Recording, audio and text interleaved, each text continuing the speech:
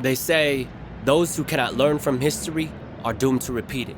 So it must be the case that he who wrote history wanted a rendition, regurgitation, relapse, or repeated mistakes, cause all I see when I watch the news are headlines that match the chapter titles of my high school history textbooks, worlds and war and Western thinking, run on repeat like broken records, Eurocentric euphemisms like Western expansion, exploration, manifest destiny, and spreading democracy are just tactful translations from the truth as slave trade, colonist imperialism, exploitation of your natural resources, and a bad excuse for US military.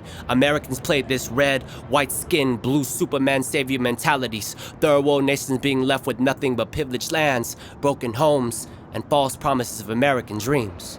History textbooks are written like a bad version of Lord of the Rings, and I've been bored since the first book. Americans Frodo Baggins, Uncle Sam is Gandalf, and the evil Sauron is made out to be every youth of color in a hoodie with Skittles and iced tea, men and women in a hijab or turban, or someone with a family crest on their chest mistaken as a gang-related tattoo. World history is just American propaganda. Last year's communists is this year's terrorists, the blatant bastardizing of brothers of color just to beat them down. So maybe history doesn't repeat itself, but it sure does rhyme a lot, and we are just caught up in a bad fairy tale.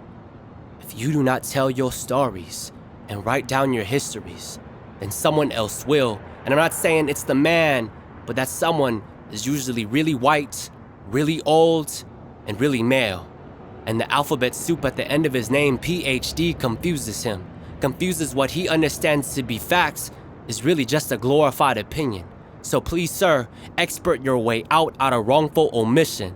Please tell my young students that Vietnamese people, my history, is more than just 2 textbook pages about a war, but we're peoples, a cultures, a way of life.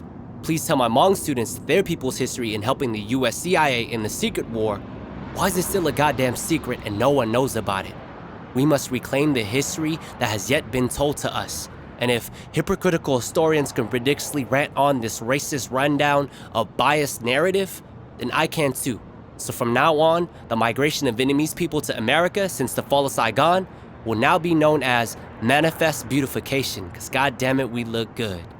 And this post-racial myth that believes that we are all the same and not a beautiful diversity of many different called melting pot of America, well, we should call that phoism from now on, because anything with a little bit of pho always makes it better.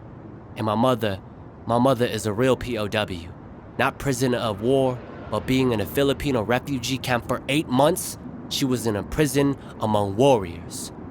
We will write our stories. We will make our own histories upon canvas, upon page, upon walls, upon minds.